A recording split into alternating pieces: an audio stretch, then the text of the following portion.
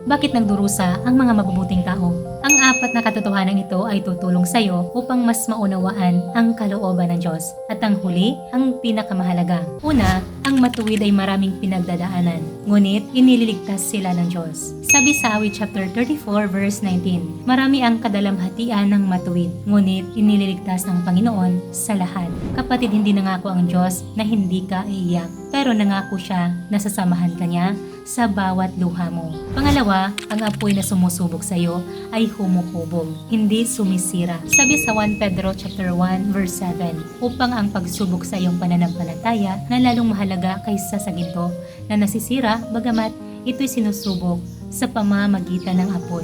Kapatid, ang paghihirap na pinagdaraanan mo ngayon ay maging patutuo mo balang araw, at ang pasakit na naranasan mo ay magiging tulong sa iba sa hinaharap. Pangatlo, hindi ka nag-iisa. Sabi sa Isaiah chapter 43 verse 2, pagka ikaw ay lumalakad sa apoy, hindi ka masusunog o maniningas man ang alab sa iyo. Kapatid, gusto ng kaaway na maramdaman mong nag-iisa ka at wala ka nang magagawa. Pero, hindi kailanman binitawan ng Diyos ang iyong kamay.